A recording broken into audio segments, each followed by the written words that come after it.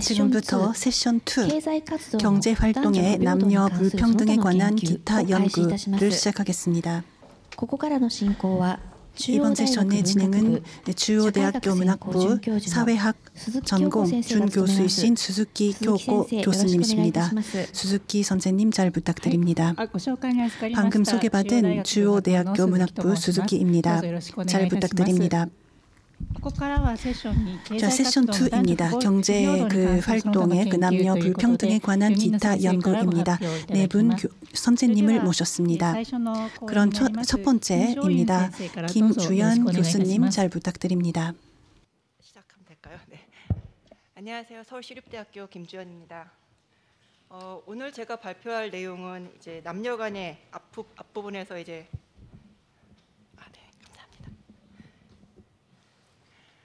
경제적인 젠더 이니퀄리티에 대해서 많이 말씀을 나눠주셨는데요. 오늘 제가 발표할 내용은 일가족 갈등, 그다음에 이 일가족 갈등이 그 여파로 나타날 수 있는 건강 아웃컴이라고 할 수 있는 우울 증세를 쉼 영양이라는 새로운 개념을 통해서 한번 설명해 보고자 합니다. 그동안 일가족 갈등과 건강에 대한 연구는 굉장히 많이 이루어져 왔었는데요. 주로 이제 기혼 여성을 중심으로 많이 이루어지다 보니까 맞벌이가 증가하는 상황에서 맞벌이 남성과 맞벌이 여성을 이제 비교하는 연구는 상대적으로 그동안 많이 진행되지 않은 경우가 있었습니다. 그래서 오늘 같은 경우는 맞벌이 남성과 맞벌이 여성의 일가족 양립과 그리고 건강 사이의 메커니즘을 관해서 심영양 측면에서 얘기해 보고자 합니다. 최근 발표된 통계에 의하면은 서울 맞벌이 가정의 남성과 여성의 23.6%가 우울 증세를 겪고 있는 것으로 나타나고 있습니다. 그리고 이들은 직장에서 여기 보시면 직장에서 집안일을 걱정했다 내지는 퇴근 후에도 일을 걱정했다라고 보고하는 경우가 10명 중 3명에 이르고 있었습니다. 뿐만 아니라 대략적으로 40% 내지 정도가, 그러니까 10명 중 4명 정도가 일에 치여서 내 삶의 목표가 뭔지 모르겠다라고 보고하고 있습니다. 이를 보다 구체적으로 맞벌이 남성과 여성들의 시간 사용을 통해서 살펴본다면은 맞벌이 여성들 같은 경우는 상대적으로 많이 아시겠지만 경제활동을 하루 중 1.4시간 남성들에 비해서 맞벌이 남성에 비해서 줄이는 반면에 대신에 여기에 가사와 육아를 1.6시간 정도 더 많이 하는 것으로 나타났습니다. 그리고 여기서 부족 부분이라고 했으면 0.2시간을 본인들의 개인 활동이라든가 휴식 시간에서 할애를 하고 있는데요. 많은 경우는 이 남녀 불평등 논의는 남녀 간에 앞에서 많이 나왔지만 임금 격차를 논의하면서 여성이 노동시장에서 유급 노동을 줄이고 가사와 돌봄과 같은 무급 노동시간이 증가하면서 얻는 소득 격차, 경력 단절, 즉 주로 노동시장에서 경제적 불이익에 대해서 많이 논의들 하고 있습니다.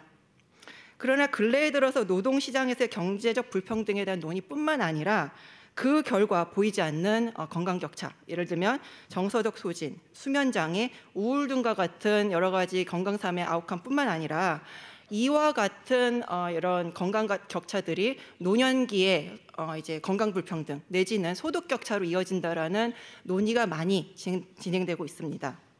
특히 한국과 일본 같은 경우는 초고령 사회에서는 기대 수명보다도 얼마만큼 건강하게 오래 사느냐라는 건강 수명이 굉장히 중요한 가운데 맞벌이 부부가 지속적으로 증가하고 있는 상황에서 이와 같은 이제 건강 아웃컴들은 일가족 양립을 하지 못할 때 증가할 수 있는 질병 부담에 대해서 저희가 다시 한번 생각해 보야 되지 않을까라는 문제 제기를 할 수 있습니다. 그래서 전반적으로 큰 그림에서 오늘 연구 문제 같은 경우는 맞벌이 가정의 여성과 남성이 우울 증세 기전은, 그러니까 메커니즘 어떤 차이가 있는지를 갖다 쉼 영양이라는 새로운 개념을 통해서 한번 살펴보려고 합니다. 여러분들 잘 아시다시피 일가족 양립이라는 거는 직장 생활을 하면서 가사 노동과 자녀 양육, 그다음에 가족 돌봄 등을 병행하는 것을 의미하며 여기에는 크게 3가지 갈등 상황이 있습니다. 예를 들면은 양 영역에서 시간이 부족하기 때문에 나타나는 시간 갈등, 그리고 다중 역할을 소화를 통해서 과중한 책임이라든가 심리적 부담감에서 오는 스트레스 상황, 그리고 상반된 행동 갈등, 예를 들면 여성들 같은 경우는 전통적인 어머니의 역할을 가정에서 하길 바라면서 동시에 직장에서는 남성과 비슷하게 행동하길 바라다 보니까 나타나게 되는 행동 갈등 같은 것들이 들 수가 있는데요. 이와 같은 이제 일가족 갈등이 우울로 이뤄지기 위해서는 스트레스 과정을 모델을 통해서 설명해 볼 수가 있습니다. 스트레스 프로세스 모델이라는 것이 이제 크게 디테일한 거 좀 약간 생략하고 간략하게 얘기를 한다면 스트레스 원인이 되는 것이 스트레스 결과로 이어지는 과정을 설명하는 것인데, 이때 동일한 스트레스 상황이라고 할지라도 내가 그 스트레스를 어떻게 평가하느냐에 따라서 동일한 조건을 갖고 있더라도 그 건강 결과는 다르다라는 것을 보여주고 있습니다. 이때 주요하게 작용하는 게 여러분들이 많이 아시다시피 이제 사회적 지지라는 사회적 자원이 될 수가 있고, 또 이제 대응 전략 같은 이제 코핑 스트래티지라고 할 수 있는 이와 같은 개인적인 리소스가 얼마만큼 동원하느냐에 따라서 동일한 여파가 다르게 나타난다라고 할 수가 있는데요. 이를 일가족 갈등에서 설명해 본다면은 아까 나열해 드렸던 여러 가지 갈등 상황 자체가 지속적으로 일가족 갈등 상황 자체가 스트레스의 원인이 되고, 이와 같은 일가족 양립을 할 수 없는 상황에 지속적으로 노출되다 보면은 감정의 소모라든가, 그다음에 대응 전략의 부재기라든가, 아니면 나는 왜 이거밖에 못할까라는 이제 자존감 하락 같은 것들을 통해서 굉장히 이제 건강 상황에서 취약성이 증가하게 되는 상황이 발생하게 됩니다. 그래서 여기에 이제 영향을 주는 요소들이 이제 여러 가지가 이제 많이 연구가 되고 있는데요. 그래서 이제 개인적인 상황이라든가 이제 맥락적인 상황이 앞에서 많은 교수님들이 말씀해 주셨던 얘기들인데, 예를 들면은 개인적인 상황 같은 경우는 연령 집단 같은 경우는 40대 미만의 10세 미만의 자녀를 양육하는 경우 가장 인가적 양립을 할 수 없는 상황이라서 갈등을 많이 겪고요. 학력 같은 경우는 역유자형의 관계를 갖고 있어서 중간 학력층에서 가장 일가족 양립을 못하는 상황이 나타난다고 합니다. 그리고 일자리 요인으로는 앞에서 많이들 얘기해 주셨는데요. 이제 비정규직 상황이 이제 갈등을 많이, 여기는 이제 양가적인 결과를 갖고 나타나는데, 시간 사용이 유용하다는 점에서는 비정규직이 상대적으로 이제 건강학하면 긍정적인 역할을 하기도 하지만, 앞에서 얘기했듯이 불안정한 노동시장의 상황으로 인해서 여러 가지 임금 격차 같은 것들로 인해서는 부정적인 효과를 나타난다고 할 수 있습니다. 그리고 임금 수준 같은 경우는 중간 정도 수준의 임금 수준 평균적으로 봤었을 때는 가장 이제 일가족 갈등을 높이 겪게 되고요. 그리고 직무 스트레스라든가 만족도, 여기서 얘기하는 근무 환경 같은 거, 즉 기업에서 얼마나 육아 정책 같은 거 서포트하느냐에 따라서 스트레스 상황을 상대적으로 이제 긍정적으로 평가하는, 그러니까 동일한 조건이라고 하더라도 더 낮게 평가하는 결과가 나타난다고 하였습니다. 그런데 이제 최근에 이제 일가족 양립 불가능이 건강으로 이어지기 위해서는 여러 가지 스트레스 상황이 노출됐었을 때 신체적인 그 쇠락이라든가, 그를 통해서 면역력 하락이라든가, 아니면 정서적 소진 상태를 겪게 되는데요. 이와 같은 상황에서 건강을 다시 회복하기 위해서는 여러 가지 쉼 활동 내지는 회복 과정이 필요하다라는 연구들이 증가하기 시작했습니다.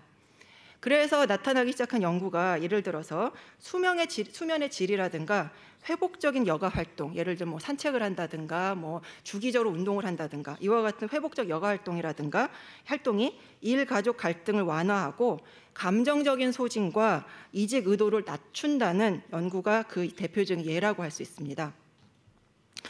근데 그럼에도 불구하고 이제 몇 가지 이와 같은 이제 회복이라든가 쉼 활동에서 기존 연구에서 한계점들을 드러내고 있는데요. 예를 들자면 여러분들이 이제 생각해 보신다면은 앞에서 말씀드렸듯이 쉼 활동 내지는 쉼 활동의 긍정적인 상태를 얘기를 하다 보니까 내가 어떤 활동을 했었을 때, 어떤 종류의 활동을 하고 얼마만큼 시간 투자를 했었을 때 가장 옵티멀한 레벨에서 회복을 할 수 있느냐라는 연구가 주로 많이 이루어졌다는 얘기입니다. 그런데 여러분들 아시다시피 내가 쉬기 위해서는 시간을 일단은 이제 할애를 해야 되고요. 그리고 내가 쉬기 위해서는 내가 가지고 있는 여러 직장에서의 의무라든가 아니면 가정 상황에서의 여러 가지 의무를 누군가를 대신해 줘야 되는 사회적 관계가 필요하고요. 또 여기에 아울러서 쉬기 위해서는 단지 시간과 관계뿐만 아니라 비용도 든다라는, 즉 자원적인 성격이 굉장히 강하다라는 걸 알 수 있습니다. 다시 말해서 기존 연구에서 활동 중심과 상태 중심의 연구에서는 굉장히 이와 같은 활동과 상태가 내가 인디비주얼 레벨에서 개인적인 수준에서 나의 선호에 의해서 선택했다라고 얘기를 하지만, 사실상 자세하게 살펴본다면, 생각해 본다면은 이와 같은 쉼 활동을 하기 위해서는 자원과 시간 같은 것들이 동원될 수밖에 없는, 따라서 사회 경제적인 조건이라든가 여러 가지 상황에 따라서 불평등하게 분포될 수밖에 없다라는 것을 여러분들이 인지하실 수 있을 것입니다. 근데 이와 같은 연구가 상대적으로 덜 진행되어 있고요. 아울러 뿐만 아니라 이와 같은 자원을 충분히 내가 가지고 있다고 하더라도 이걸 과연 내가 내 원하는 방향으로 동원해서 쓸 수 있느냐라는 자유재량의 문제가 제기가 되는데요. 그러다 보니까 이제 이와 같은 기존의 연구에서 한계점을 보완하기 위해서 그러다 보니까 다시 돌아가서 쉼 활동이라는 것 자체가 여러 가지 자원이라는 개념이 포함될 수밖에 없고, 이 자원이라는 개념은 여러 가지 내가 처한 사회적 조건에 따라서 다르다라는 개념이 포함되어야 하며, 내가 가지고 있는 이와 같은 자원을 내가 얼마만큼 자유재량껏 사용할 수 있느냐라는 개념이 필요하다라는 것입니다. 그래서 저희가 이제 새롭게 저희 연구에서 제시한 개념이 바로 쉼 역량이라는 개념입니다. 이 쉼 역량이라는 개념은 기존의 의료사회학에서 사회적 조건이 중요하다라는 개념과 아울러 후생경제학에서 이제 역량접근에서 이제 따온 차용형 개념인데요. 그러다 보니까 이 쉼 역량 개념 자체는 내가 실제로 얼마만큼 이 쉼 활동을 경험하고 있느냐와 함께 내가 얼마만큼 이러한 조건과 쉴 수 있는 조건과 기회를 수반하면서 쉴 수 있는 가능성을 갖고 있느냐라는 두 가지 개념을 두 가지를 다 포함한다라고 할 수 있습니다. 근데 이에 따라서 쉼 역량이라는 게 크게 저희 연구에서 네 가지가 차원이 나타나고 있는데요. 하나는 내가 얼마만큼 내 원하는 때 쉴 수 있느냐라는 자율성의 개념이고, 또 하나는 그때 얼마만큼의 자원을 동원할 수 있느냐는 개념, 그리고 마지막으로 내가 내 자유재량껏 동원한 자원을 통해서 물리적으로 얼마나 분리하고 심리적으로 얼마나 여러 가지 의무로부터 분리해서 불안감 없이 쉴 수 있느냐라는 크게 네 가지 차원으로 결과가 나왔습니다. 그래서 간단하게 이제 살펴본다면은 저희 이제 다른 연구에서 나왔는데요. 이 쉼 역량 자체가 사회 경제적인 조건에 따라서 되게 다르게 분포된다라는 것입니다. 아시다시피 연령 그룹에서도 차이가 나타나지만, 오늘 연구에서 저희가 강조하고자 하는 것은 남녀 간에 따라 차이가 나타난다는 것입니다. 남성들이 전반적인 쉼 역량 자체에서 굉장히 높게 나타나는데요. 이제 뿐만 아니라 각각의 하위 영역에서도 보면은 자율성의 측면에서 봤었을 때도 남성들이 훨씬 더 높게 나타나고, 쉼을 할 때 얼마만큼 기존의 의무라든가 이런 것들을 다 떨쳐버리고 할 수 있느냐라는 게 분리 가능성인데, 이것들도 남성들이 훨씬 더 높게 나타나고 있습니다. 아울러서 쉼 불안 같은 경우는 오히려 여성들이 쉬는 동안에도 굉장히 여러 가지 그러니까 여러 가지 생각이 나는 거죠. 그러면서 잘 쉬지 못하고 있다는 걸 보여주고 있고요. 마지막으로 자원 접근성의 차원에서 봤었을 때도 남성들이 훨씬 더 높은 자원 접근성을 가지고 있다라고 할 수 있습니다. 그래서 같은 연구에서 이제 결과를 건강 결과랑 연결해서 본다면은 쉼 역량이 높을수록 우리가 얼마만큼 건강하게 느끼는가라는 셀프 레이티드 헬스에서도 높게 나타나고 있고, 쉼 역량이 높을수록 우울 증세가 낮게 나타나고 있다라는 게 밝혀지고 있었습니다. 그래서 원래 저희 연구로 돌아간다면은 이 일가적 갈등 상황을 겪고 있었을 때 우울 증세를 쉼 역량이 얼마만큼 이게 감소시킬 수 있느냐라는 게 본 연구의 질문이었는데요.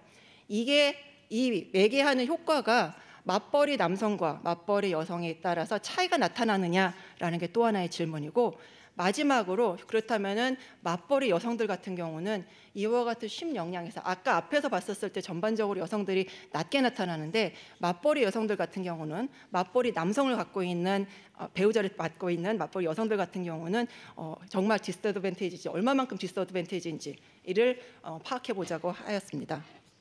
그래서 연구 질문 이제 가설을 넘어가고요. 데이터는 저희 이제 제2차 한국 사회의 쉼과 건강이라는 데서 가지고 왔고요. 이 데이터 자체는 전 국민을 대상으로 한 데이터입니다. 그렇지만 이 연구에서는 맞벌이 부부를 중점적으로 보고 있었기 때문에 그 전 국민 데이터에서 303명, 300여 명 정도 되는 맞벌이 부부를 분석하였습니다. 그리고 우울 증세는 이제 많이 사용하고 있는 CESD라는 10개의 아이템을 사용하였고요. 일가족, 우리의 독립 변수라고 했으니 일가족 양립에 대한 변수는 아까 앞에서도 나왔듯이 내가 일터에서도 가정행을 생각하고 있다. 집에서도 일에 대해서 생각하고 있다라는 이와 같은 많이 사용하고 있는 일가족 양립 척도를 사용을 하였습니다. 이제 여기서 이제 새롭게 등장하는 게 이제 쉼 역량이라는 이제 변수인데요. 사실 원래 앞에서 보여드렸던 쉼 역량은 총 19개의 문항으로 구성이 되어 있습니다. 그래서 19개 문항이지만 이제 이 데이터의 한계상 여기서는 이제 세 개의 문항 3개로 구성되는 축약 버전을 사용하였는데요. 첫 번째로는 예를 들자면 자율성을 측정하는 문항 같은 경우는 나는 평소 쉬고 싶을 때 잘 쉴 수 있다. 라는 거고, 두 번째는 이제 이 능숙도라고 하는데 경험치라고 할 수 있습니다. 잘 쉬어야 되는 것도 경험이 쌓여야 잘 쉬는 건데 이게 자원과 같이 묶이는 개념으로서 내가 어떻게 쉬어야 잘 쉴 줄 안다라는 능숙도의 개념, 그리고 나는 잘 쉬기 위해서 필요한 자원, 환경, 그리고 사회적 관계 등을 가지고 있다라는 자원 접근성이라는 크게 3가지 문항으로 구성되어 있습니다. 그래서 이제 데이터 방법론은 넘어가고요. 결과를 먼저 이제 살펴본다면은 뭐 많이 아시겠지만 워크 패밀리 컨플릭트, 일가족 갈등은 우울 증세의 긍정의 방향을 갖고 있어서 일가족 갈등이 높으면은 우울 증세가 높게 나타나는 거는 많이 이제 밝혀진 얘기죠. 근데 여기서 저희가 새롭게 봤던 거는 쉼 역량이 높으면은 그나마 이제 높았던 일가족 갈등 점수가 낮아진다라는 매개 효과가 나타난다라는 것입니다. 근데 이와 같은 매개 효과가 남녀 간에 차별적으로 나타나고 있는데요. 여기 이제 그래프를 보면서 먼저 설명을 해보자면은 일가족 갈등 양상이 거의 없었을 때를 먼저 살펴본다면은 그러니까 맞벌이 남성입니다. 맞벌이 남성이 맞벌이 여성보다 쉼 역량의 측면에서 본다면 훨씬 더 잘 쉬고 있다, 잘 쉴 수 있는 능력을 가지고 있다라고 할 수 있습니다. 근데 여성들 같은 경우는 일가족 갈등 양상이 증가하더라도 쉼 역량에는 변화가 없다라는 것입니다. 그러니까 전반적으로 이와 같은 상황이 지속되고 있다라는 거죠. 근데 반면에 남성들 같은 경우는 일가족 갈등이 증가하면은 쉼 역량이 급격하게 이제 떨어지는 결과를 보여주고 있습니다. 근데 단순히 여기서 쉼 역량이 떨어지는 게 문제가 되는 것이 아니라 여성들은 원래 쉼 역량이 낮고 우울 증세가 남성들에 비해서 높습니다. 그러나 맞벌이 하는 남성들이 일가족 갈등을 겪게 된다면은 그 여파는 우울 증세의 증가로 이어질 수 있다라는 게 여기서 나타나고 있습니다. 그래서 여기서 본다면은 남성들만 조절된 매개 효과가 나타나는 것으로 보여지고 있습니다. 그래서 결론적으로 봤었을 때 뭐 우리가 많이 알듯이 일가족 양립이 못하면은 우울 증세 높다라는 거 잘 보여주고 있고요. 그리고 맞벌이가 증가하고 있는 상황에서 이와 같은 상황들은 우리가 이제 질병 부담이라고 하죠. 질병 부담의 측면에서 본다면, 국가적 질병 부담의 측면에서 본다면은 머지않은 미래에 이걸 신경 써야 될 부분이지 않을까 하는 생각이 듭니다. 그런데 이때 그나마 이제 완화시킬 수 있다라는 거는 전반적으로 쉼 역량을 높이는 면으로서, 쉼 역량을 높임으로써 이제 그 효과를, 그러니까 일가족 양립을 못하는 상황의 효과를 반감할 수 있다라는 건데요. 특히나 맞벌이 남성들이 증가하는 상황에서는 맞벌이 남성들이 쉼 역량에 대해서도 다시 한번 이들이 급격하게 쉼 역량이 떨어지고 있는 상황에 대해서도 생각해 볼 필요가 있다라는 점입니다. 물론 이 연구에서도 좀 한계가 있는데요. 사실 아까 말씀드렸지만 가장 큰 한계 중에 하나가 이제 그 19개 아이템에서 4개의 하위 영역을 가지고 있었지만 이 연구에서는 단일 차원으로 연구를 해봤다라는 것입니다. 근데 그렇기 때문에 여성들의 쉼 역량에 대해서 잘 이제 보여지지 못한 면도 있는데요. 잠시 이제 다음 저희가 진행하고 있는 연구를 보여준다면은 19개의 문항을 사용하여서 봤었을 때 전반적으로 여성과 남성에 있어서 쉼영양, 맞벌이 부부들의 쉼영양 그렇게 차이가 보이지 않으나 세부 문항에 있어서는 크게 좀 차이가 날 수 있다라는 것입니다. 특히 여성들 같은 경우, 맞벌이 여성들 같은 경우는 자원이라든가 자율성의 측면에 있어서는 맞벌이 남성과 차이가 없지만 쉼 불안도에 있어서는 맞벌이 남성들에 비해서 월등히 높다라고 차이가 있다라는 것을 보여주는 것을 볼 때 추후 이와 같은 상황들을 고려해서 조금 더 연구가 진행되면서 이와 그 일가족 양립을 하지 못했을 때 나타나는 이제 건강 아웃컴을 어떻게 하면 잘 쉬면서 회복하는 과정을 통해서 좀 완화시킬 수 있는가에 대해서 다 같이 한번 고려해 봐야 되지 않을까 하는 생각입니다. 물론 또 하나는 이게 한국적인 맥락이기 때문에 일본이라든가 또 미국에서는 어떻게 적용될지 이 4개의 차원이 어떤 식으로 적용될지도 아직 연구를 이제 추후 계획 중인데요. 그러다 보니까 앞으로도 추후 이와 같은 결과를 이제 생각해서 정책적으로도 단지 이제 임금 격차뿐만 아니라 이런 건강 격차의 측면에서도 생각해 봐야 되지 않을까. 특히나 우리가 건강하게 오래 살아야지 한국과 일본 같은 경우는 100세가 넘어간다고 앞에 처음 발표해 주셨는데요. 건강하게 오래 살기 위해서는 증가하는 맞벌이 부부들의 이 일가정 양립 문제를 단순히 이제 임금 격차뿐만 아니라 이런 건강 불평등 차원에서도 다시 한번 생각해 봐야 되지 않을까 하면서 발표를 마치겠습니다. 네, 감사합니다. はい、김주현先生どうもありがとうございました。 네, 김주현 교수님 감사합니다. 그러면 다음은 연세대학 경제학부 교수님이신 한유진 교수님 부탁드리겠습니다. 안녕하세요. 저는 연세대학교 경제학부의 한유진이라고 합니다. 오늘 말씀드릴 주제는 노동 공급에서의 성별 차이, 그것을 이제 한국의 사례를 중심으로 말씀드리고자 합니다. 우선 그 노동시장에서의 그 성별 차이는 여전히 현대 사회에서 중요한 문제로 대두되고 있는데요. 2023년 그 골딘 교수님이 노벨 경제학상을 수상했을 때 그것은 그 여성의 노동시장 성과에 대한 그러한 그 이해도를 높인 그런 공헌을 인정을 받아서 상을 수여하게 되었습니다. 한국의 경우 이제 그 OECD 컨트리 중에서 이제 성별 임금 격차뿐만 아니라 성별 그 노동 공급 격차에서도 노동 참여율 격차에서도 가장 큰 이제 큰 격차를 보이고 있는 나라인데요.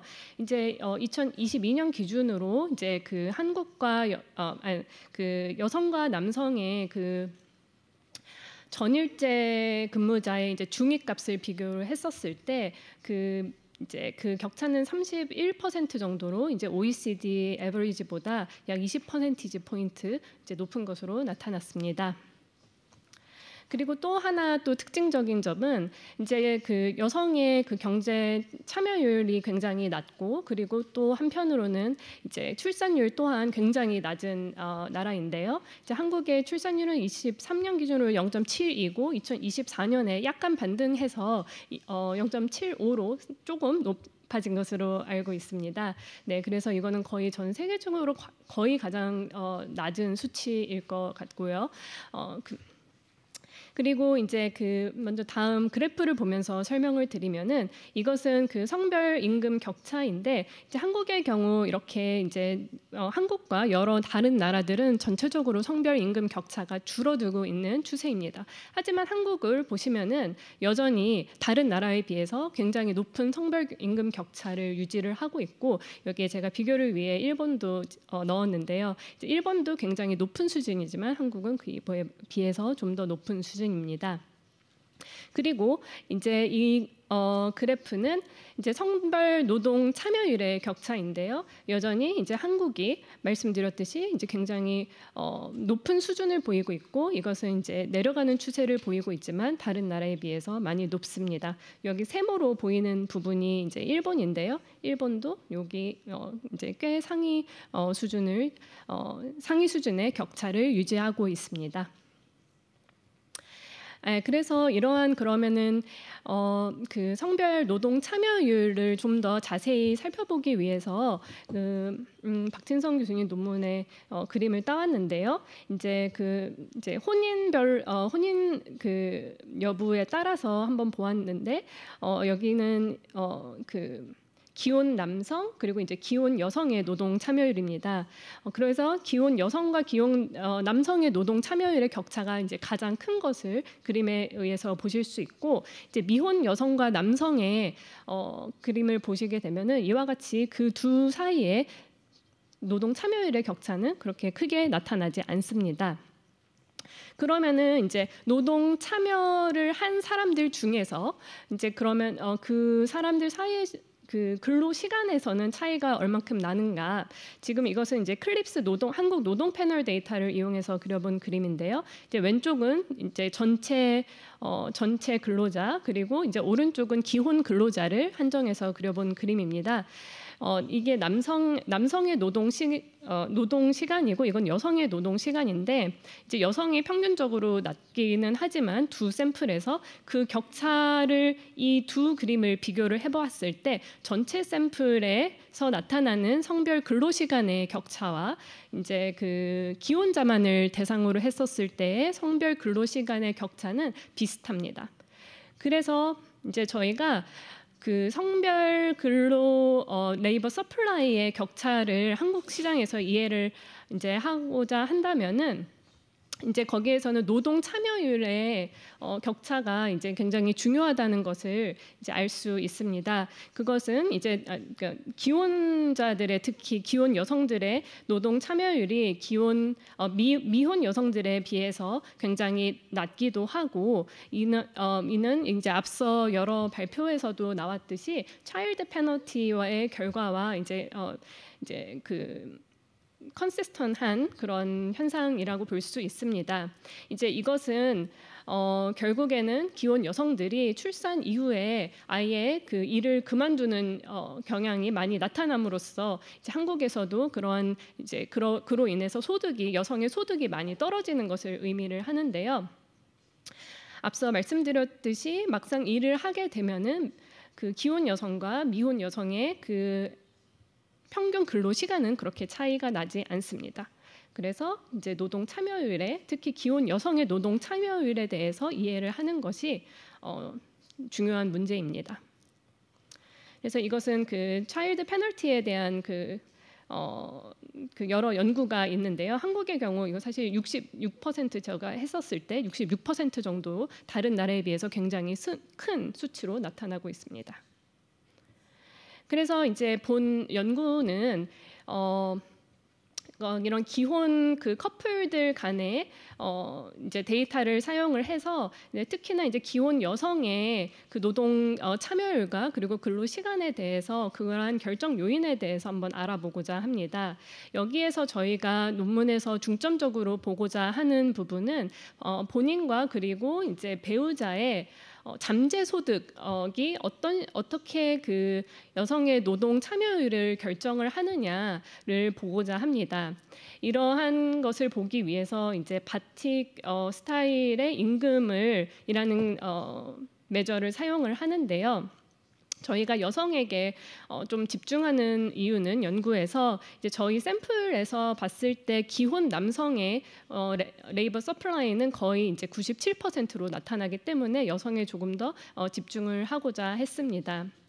이러한 바틱 임금은 이제 그 기존의 여러 논문에서도 사용이 되고 있는데요. 그래서 이제 그 예전부터 존재했던 그 한 지역 내의 산업 구성, 성별 산업 구성 차이로 인한 그것을 우선 이용을 해서 어떤 그 산업 간의 이제 그런 성별 차이를 이제 이용을 하고 이것을 이제 산업별 그 노동 수요 공급의 그런 충격과 함께 결합을 하여서 이제 사용하는 그런 방법론입니다. 그래서 이런 방법론을 사용하는 이유는 이제 본인의 실제 임금을 이용하는 것이 아니라 이제 본인의 그런 성격이라던가 아니면은 다른 이제 관측되지 않은 그런 부분이 부분으로 내생적으로 결정되는 본인의 실제 임금이 아닌 이런 잠재적인 노동 시장의 충격에 의한 해서 결정되는 그런 잠재적인 임금을 사용을 하여서 좀 더 인과적인 그런 관계를 보고자 하는데 사용을 하게 되었습니다. 그래서 우선 좀 컨텍스트에 대해서 말씀드리자면은 한국의 경우 이제 다른 여러 나라처럼 또 혼인율이 결혼율이 많이 감소를 하고 있었습니다. 그리고 또 한 가지는 한국 그 결혼 시장에서 나타나는 특징은 이제 고학력 여성인 경우 이제 결혼할 확률이 더 낮아지고 저학력의 여성에 비해서, 그리고 이제 고학력 남성의 경우는 결혼할 확률이 오히려 높아집니다. 그래서 결국은 이제 이 말인즉슨 이제 저희가 커플을 보았을 때 이제 그 커플 내에서의 뭐 학력 차이나 또 그런 교육 수준의 차이가 조금 이제 발생할 수 있을 것이라는 것을 상상해 볼 수 있습니다. 그래서 이제 이 경우는 지금 또 이제 한국의 경우 이렇게 내려가고 있고, 이제 제가 또 비교를 위해 일본도 해봤는데 이제 일본도 이제 한국과 비슷한 추세를 보이고 있는데 한국이 좀 더 이제 더 빠른 감소율을 보이고 있습니다. 네, 이 부분은 제가 넘어가도록 하고요. 네, 그래서 이제 여성의 그럼 노동 공급에 관해서 여러 가지 문헌이 있는데요. 이제 여성의 공급뿐만 아니라 이제 우선은 좀 일반적으로 봤을 때 노동 공급은 이제 시장에서 결정되는 임금이 저희가 생각하는 이제 유보 임금보다 높았을 때 그렇게 노동 공급이 결정이 되게 됩니다. 그래서 이러한 유보 임금은 여러 가지에 또 의해서 결정이 되는데 자신의 시간에 대한 기회 비용이라던가 뭐 이제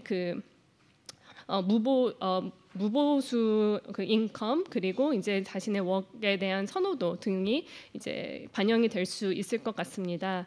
그래서 이제 그런 노동 공급에 관한 또 리터러처에서는 또 그런 소셜 놈이라던가 또 유보임금에 또 중요하게 영향을 미치는 이제 아이 돌봄 서비스의 뭐 이제 가능성, 그리고 여러 가지 또 이제 정책적인 그런 차이들이 있는데요.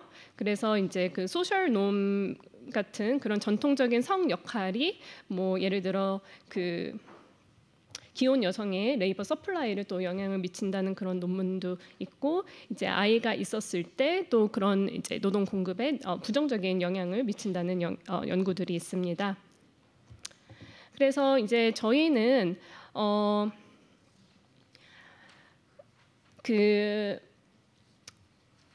시간 관계상 네. 저희는 여기서 이제 개인의 노동 공급이, 여성의 노동 공급이 이제 개인의 선택뿐만이 아니라 가정 내에서의 이제 뭔가 협상의 산물이라는 그런 가정을 상정을 하는데요. 그래서 이제 만약에 그러면은 이제 배우자의 소득이, 잠재적 소득이 이제 높아지게 된다면은 이제 이것은 결국에는 이제 가구 내 소득이나 리소스가 조금 더 높아졌음을 의미를 하고, 그래서 이제 그럼으로 인해서 여성이 이제 일을 할 필요성을 줄이게 될 수가 있습니다. 이러한 또 결과는 다른 여러 논문에서도 이제 확인이 되고 있고요. 하지만 이 결과는 또 양 방향으로도 갈 수 있다고 생각을 합니다. 왜냐하면은 만약에 이제 그런 자신의 뭐 잠재적 소득이나 그리고 배우자의 잠재적 소득이 높아졌을 때, 만약에 이것이 저희가 이제 여성이 이제 필요로 한 이제 육아에 대한 도움을 더 받을 수 있게 되는 그런 원인이 될 수 있다면, 또 아니면은 가사 일을 이제 뭐 도와줄 수 있는 그런 보모를 고용할 수 있다거나 이제만 그런 식의 사용이 될 수 있다면은 또 여성의 노동 공급을 또 늘릴 수도 있을 것이라 생각됩니다. 그래서 저희가 지역별 고용 노동 조사를 사용을 하고 또 한국 노동 패널 조사를 사용합니다. 그것은 제가 시간 관계상 좀 넘어가도록 하고요. 네, 바틱은 아까 간단하게 설명드렸으니 역시 넘어가도록 하겠습니다. 그래서 기본적인 또 회귀 분석식은 이제 Y 종속 변수 같은 경우에는 노동 공급 그리고 이제 노동 시간에 대해서 보고 있습니다. 그리고 이제 여러 가지 고정 효과들을 통제를 하여서 이제 회귀 분석을 진행하였습니다. 그래서 이것이 이제 주 결과인데요. 우선은 이제 왼쪽 세 경우에는 여성이 노동 참여를 하느냐 안 하느냐의 종속 변수를 가진 변수입니다. 그래서 결과상으로는 배우자의 잠재적 임금이 올라갈수록 여성이 그 노동 참여율을 높이는데요. 이제 오른쪽 결과를 보면은 이제 노동 참여를 한 사람들의 한정을 해서 본 결과인데 이러한 그 노동 참여율의 증가는 근로 시간의 증가로는 이어지지 않았습니다. 즉 이제 더 일을 하게 된 사람들은 그의 근로 시간은 더 적었다는 것을 이제 예를 들어 뭐 이제 전일제 근무보다는 파트타임 근무를 더 이제 로 증가를 했음을 볼 수 있습니다. 그 결과가 여기에서 이제 4, 5, 6번에 나오는데요. 이제 풀타임 증가, 풀타임 전일제 근로자의 이제 증가보다는 이제 파트타임의 증가를 많이 하였고.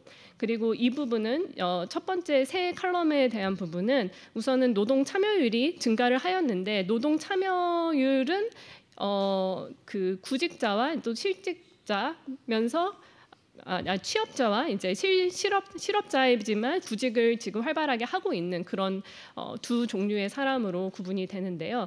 그래서 이 노동 참여율의 증가는 이런 단순히 구직 활동을 늘리는 것이 아니라 실제로 취업을 늘리는 것으로 나타났습니다.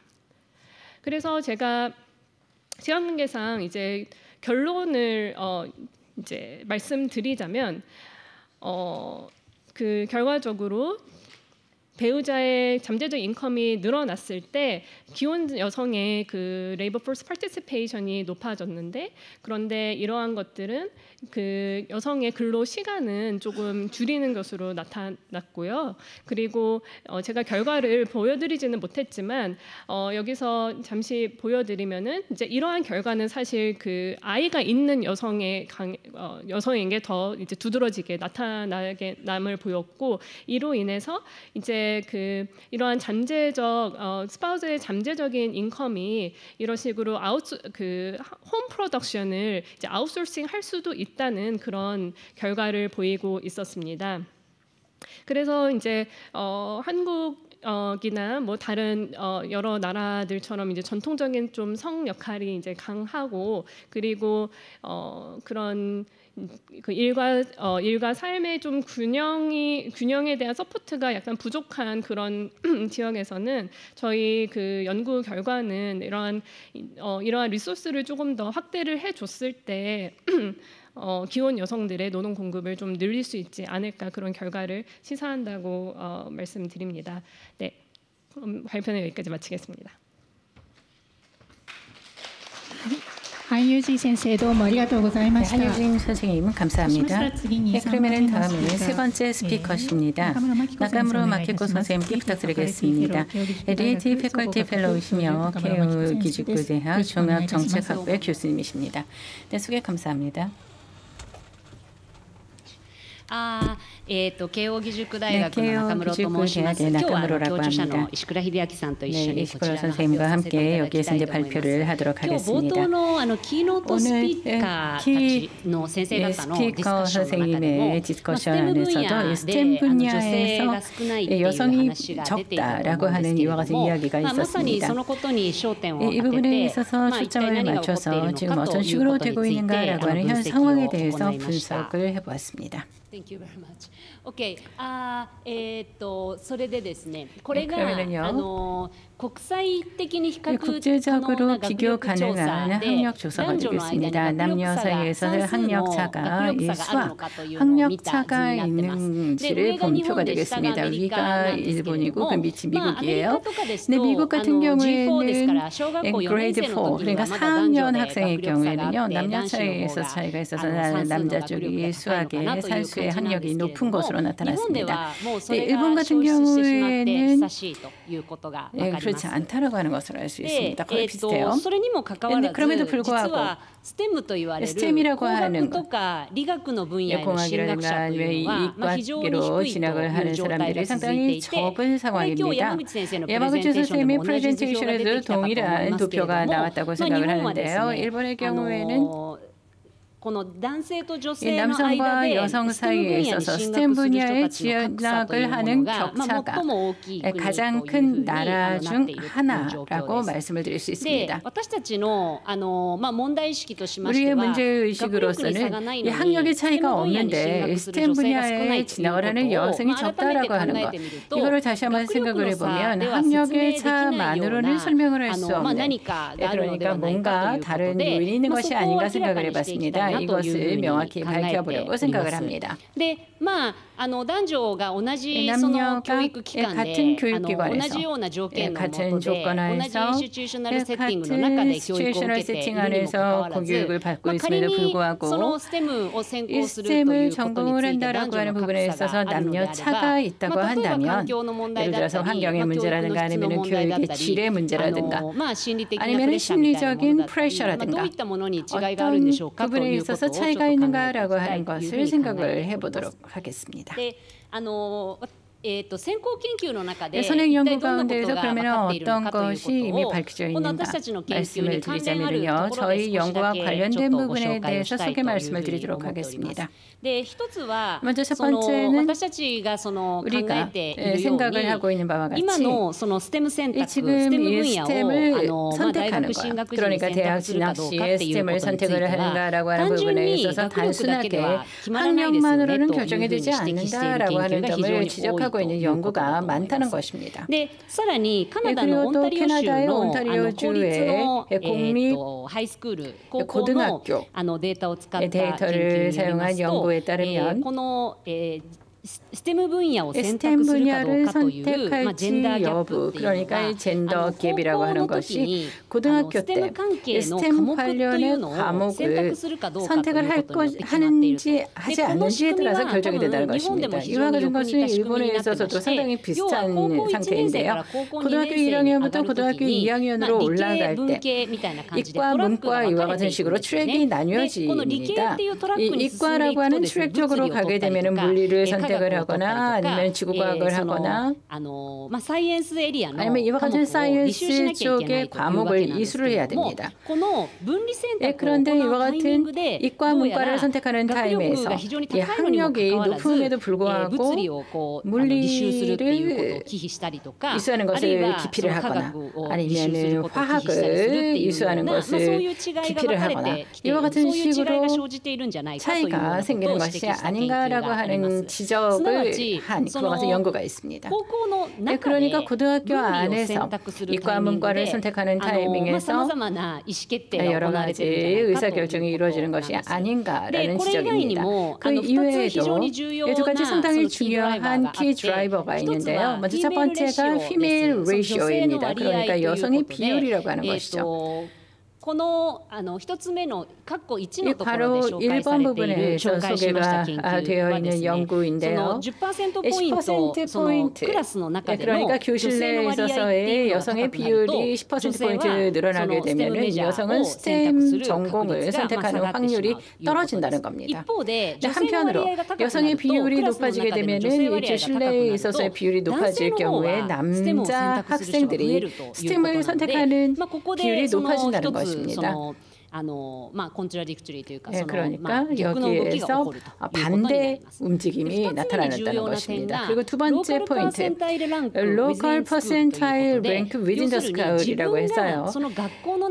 자신이 학교 내에서 어느 정도의 순위인가 라고 하는 것입니다. 그러니까 자기가 국어라든가 이와 같은 문과 과목 그리고 수학이나 물리와 같은 이과 과목 이 두 개의 그룹의 과목이 있다고 했을 때 수학이라든가 물리와 같은 이과 과목 지역이 훨씬 더 잘해요. 그것이 반에서 어떤 식으로 결정이 되는가라고 하는 부분이 상당히 중요하다는 것입니다. 그러니까 자기가 수학을 잘하고 그리고 이 등수가 교실 내에서 반에서 높아야 된다는 것입니다. 이것이 중요한 포인트라는 것입니다. 로컬 퍼센타일 링크, 그러니까 학교 내에서의 이와 같은 등수가 예를 들어서 뭐 개구리, 우물 안의 개구리라든가 뭐 이와 같은 식으로 경제학 안에서 속에서 이루어지고 있는 연구의 하나가 되겠는데요. 그러니까 절대적인 학력이 아니라 상대적으로 지금 자기가 속해 있는 집단 안에서 자기가 어느 정도의 등수인가라고 하는 거에 영향을 받는다는 것입니다. 그렇기 때문에 예를 들어서 매우 셀렉티브한 이와 같은 自分の相対的な順位って周りの人の能力が高いんで自然と下がっちゃう。 학교에 다닌다고 한다면은 주변 사람들이 잘할 경우에 자기의 등수가 떨어지게 되는 것입니다. 그런데 이게 일반적인 학교에 가면은 주변에 있는 사람들의 능력이 그렇게 높지 않기 때문에 자기의 등수가 높아질 수가 있습니다. 그렇지만 같은 능력이라고 했었을 때 다니고 있는 학교에 따라서 등수가 바뀌게 되는 것이죠. 이것이 어떠한 영향을 주는가라고 하는 연구가 그리고 우물안의 개구리 효과라고 하는 식으로 해가지고 상당히 많이 이루어지고 있다는 것입니다. 그러니까 자기가 속해 있는 집단 안에서 자기가 수학을 잘한다라고 하는 것이 어떠한 위치, 포지셔닝, 얼마만큼의 등수에 있는가라고 하는 것에 따라서 영향을 주는 것이 아닌가라는 지적이 있다는 것입니다. 이 1번과 2번, 근본적으로는 동일한 것을 말하고 있다고 생각을 해요. 그래서 comparative advantage, 그러니까 자신이 비교 우위가 있는가라고 하는 것입니다. 비교 우위가 있는가라고 하는 것을 판단하기 위해서 자신이 속해 있는 그룹 내에서 자신의 실력을 계측을 한다는 것이죠. 그런 것이라고 생각을 합니다. 그렇기 때문에 지금 지적으로서는 고등학생일 때 실제로 대학 진로를 선택하기 그 직전에 여러 가지 일이 많이 생기잖아요. 그럴 때 단순하게 그냥 이과 과목의 실력뿐만이 아니라 자기가 속해 있는 집단 내에서 자기가 어떤 위치에 있는가라고 하는 이와 같은 비교 우위, 이것을 판단의 근거로 하고 있는 것이 아닌가라는 것입니다. 그래서 진로를 결정하고 있는 것이 아닌가라고 하는 것입니다. 이 연구 안에서 과거의 선행 연구에서 지적이 있다는 것입니다. 그리고 또 한 가지 중요한 문헌이 있습니다. 이 자신감이에요. confidence. 오늘 아사히 선생님께서 해주신 연구와도 비교적 비슷한 이야기가 아닌가라고 생각을 합니다. 남학생의 경우에 자기 자신의 이와 같은 실력에 자신감이 있어요. 근데 여학생의 경우에는 자신감이 없다라고 하는 그런 부분입니다. 우리 데이터를 보면은 이 왼쪽에 있는 이 그래프인데요. 이것은 자기의 진짜 실력, 그러니까 테스트, 시험을 본 점수와 자기가 지망하고 있는 대학교의 편차치의 차이를 나타낸 것이 그래프입니다. 그러니까 숫자가 위로 올라가면 올라갈수록 자신의 이와 같은 실력보다 높은 대학을 지망을 하는데 남녀 차이를 보십시오. 지금 이 숫자가 작아서 죄송합니다만 파란색이 남학생이고 그리고 빨간색이 여학생이에요. 이 남학생이 자신감이 과잉입니다. 아주 자신감이 넘쳐 있습니다. 근데 오른쪽을 보시면요, 실제 학력이에요. 실제 학력을 보시면 한 시기에 남학생 쪽이 더 올라가 있는 경우가 있습니다만 시험 바로 전이라고 하면 남녀 차이가 없습니다. 그러니까 학력에는 거의 차가 없는데 자신감만은 남학생이 더 커요. 이와 같은 상황이 된다는 것이죠. 그러니까 자신감이 있다라고 하는 상황은 상당히 진로 선택에 있어서 큰 영향을 준다라고 하는 것이 프랑스의 데이터를 사용한 연구에서도 밝혀져 있습니다. 이와 같은 confidence, 자신감에 있어서도 스템 분야의 진학을 선택할지에 대해서 영향을 주는 것이 아닌가라고도 생각이 됩니다. 이 점에 있어서도 검증이 필요하다라고 생각을 합니다.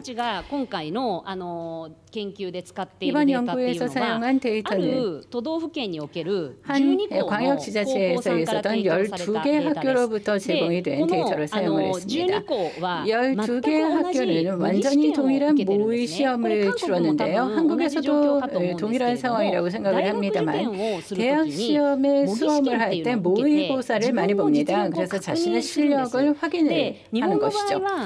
일본 같은 경우에는 이 민간 회사의 모의 회사는 학교 단위로 치르기 때문에 학교에 있는 전교생이 모두 다 이 모의 시험을 봅니다. 그러니까 10학년생, 그러니까 고등학교 1학년 때 3차례, 그리고 고등학교 2학년 때 4번, 그리고 고등학교 3학년 때 때 6번 모의고사를 볼 수가 있습니다. 상당히 세세하게 자신의 실력을 확인할 수 있는 기회가 있는데요. 이와 같은 시험을 보는 횟수는 학교에 따라서 다릅니다. 그렇기 때문에 3년간에 모두 13번의 모의고사를 보는 곳도 있고요. 아니면 10번 보는 학교도 있고 8번 보는 학교 있고 이와 같은 학교 재량입니다. 아주 꼼꼼하게 자신의 실력을 확인할 수 있는 기회가 있다는 것이죠. 조금 전에 보여드렸던 이 표 1학년 때부터 3학년 때까지의 고등학생이 치렀던 모의고사를 다 플로팅한 것입니다. 이 데이터를 2020년에 입학을 해서 2022년에 졸업을 한 고등학생에 대해서 패널 데이터화해서 분석을 한 것입니다. 이 데이터 세팅이 좀 재미있는 부분은요. 매번 모의고사에서 당신이 지망을 하고 있는 대학이 어디인가라고 하는 것을 알 수 있다는 것이죠. 그렇기 때문에 자신의 실력을 확인을 하면서 이 대학이 제1지망이라든가 아니면 제2지망이다라는 식으로 학생들이 이 지망 대학을 기입을 합니다. 그리고 문과, 이과 어느 쪽으로 진로를 가는가라고 하는 것도 질문을 하는데요. 어떤 단계에서 학생들이 문과로 가려고 판단을 했는지 아니면 이과로 가려고 판단을 하는지 아니면 이과로 가려고 했는데 문과로 바꿨다라는 식으로 이와 같은 변화를 팔로우업을 할 수가 있는 것입니다. 여기에서 이제 기술 통계라고 할까요? 저희들이 주목을 하려고 하는 변수에 대해서 말씀을 드리고자 합니다. 먼저 첫 번째가 SD라고 하는 것이 있는데 지금 보시는 바와 같이 수학의 학력을 나타내는 것입니다. Absolute Ability입니다. 그러니까 전국의 단위의 전국 단위의 모의고사이기 때문에 국가 차원에서 보았을 때 절대적인 학력이 되는 것이죠.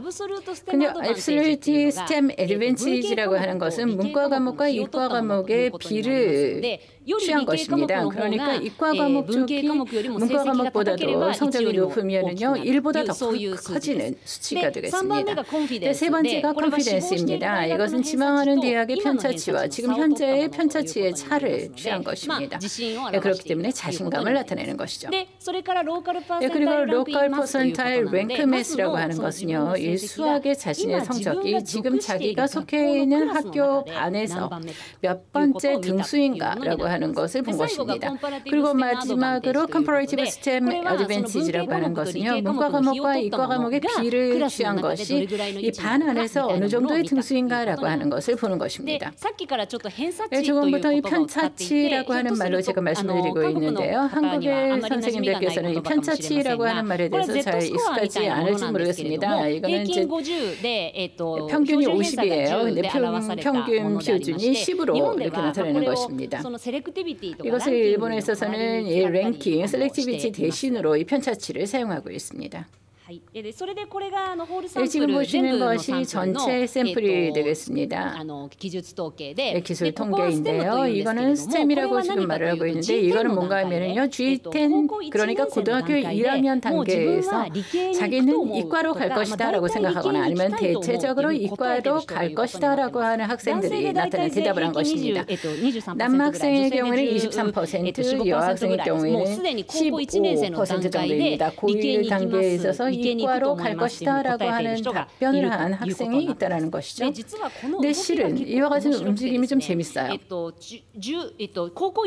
고등학교 1학년 때부터 고등학교 2학년 때까지 계속 이렇게 팔로우업을 해보면요. 홀 샘플에서는 실은 남학생 쪽이 그러니까 빨간 라인이 남학생이에요. 그리고 파란 선이 여학생인데 남학생이 이과에서 탈락하는 비율이 더 높아지고 있다는 것을 알 수가 있습니다. 그런데 한편으로 원래 이과를 지망하는 거예요. 그러니까 고등학교 1학년 때 이과를 지망을 한다라고 하는 이 커브를 보면은 여학생 쪽이 탈락을 하고 있는 것을 알 수가 있습니다. 카플라마이어 서바이벌 커브를 보면은요. 이 고등학교에 들어가기 전에 이 이과 문과 지망을 확실하게 정하잖아요. 그러니까 초등학교 그리고 중등 교육이 중요하다라고 된다라고 하는 부분에 있어서는 이론이 없습니다만 고등학교 1학년 단계에서 이과를 지망을 한다라고 해서 고등학교에 들어오지만 여학생들이 상당히 많이 탈락을 한다는 것입니다. 이 부분을 막지 않으면 STEM을 지방하는 학생들을 여학생들을 더 늘릴 수 없지 않을까라고 하는 것이 바로 우리들의 문제의식이라고 하는 것입니다. 그래서 여기에서부터는 STEM 지망을 해서 드롭하는 것이 어떤 요인으로 결정이 되는가라고 하는 것을 조금 전에 소개를 드렸던 몇 가지 그러니까 선행 연구에서 있었던 바와 같은 이와 같은 몇 가지 요인으로 어느 정도 설명을 할 수가 있는가를 보도록 하겠습니다. 먼저 홀 샘플입니다. 문과, 이과 각각 결정된 사람 아니면 주저하는 사람들을 모두 다 포함해서 한 샘플이 되겠습니다. 가장 위에 있는 것이 female ratio입니다. 여성의 비율이 높아지면 어떤가? 선행 연구에서 있는 바와 같이 여학생의 비율이 높은 반에 있으면 STEM에서 졸업하는 확률이 높아진다라고 하는 것을 알 수가 있습니다. 여학생이 더 많은 거예요. 그러니까 선행 연구에서도 완전히 동일한 결과가 나와 있기 때문에 일본에서도 그런 식으로 상황을 볼 수 있습니다. 근데 로컬 랭크 인 매스라고 하는 것, 이거는 자기 반 안에서 수학의 성적이 몇 등인가라고 하는 것인데 이것이 높아지면 높아질수록 스템에서 졸업하는 확률이 떨어진다는 것입니다. 이것도 선행 연구와 동일한 결과를 보여준다고 말씀드릴 수 있습니다. 그렇지만 개수의 크기를 보면은 이 female ratio, 그러니까 여학생이 더 많은 데 비해서 로컬 쪽은 훨씬 더 남학생이 많다는 것을 알 수가 있습니다. 좀 해석하기가 어려운 부분은 이 절대적인 수학의 편차치예요. 이거는 플러스로 되어 있는데 이것이 높아지게 되면 STEM에서 졸업하는 확률이 오히려 높아진다라고 하는 것입니다. 그런데 한편으로 리베럴의 아트이기 때문에 문과 쪽으로 가는 사람들이 더 많아지는 것이죠. 그렇게 되면은 이 수학을 잘하는 학생의 경우에는 다른 과목의 성적도 높아요. 그래서 문과 쪽으로 가는 사람들이 더 많다는 것이죠. 이와 같은 데프데프라고 하는 것이 컨피던스에 관련이 되는데 문과 쪽에는 상당히 영향을 줍니다. 컨피던스가 높은 사람은 문과 쪽으로 가는 학생들이 많아요.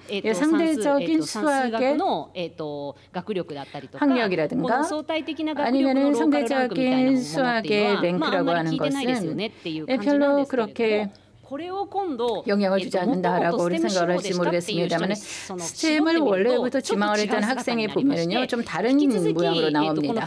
계속해서 이 female ratio는 높아지게 되었을 때 스템에서 졸업하는 학생들이 많다고 말씀을 드릴 수가 있는데요. 이 스템 분야에만 그러니까 원래 스템 지망이라고 하는 학생들만을 보면은 이 absolute comparison advantage 그리고 컴퍼런티지 어드밴티지 양쪽 모두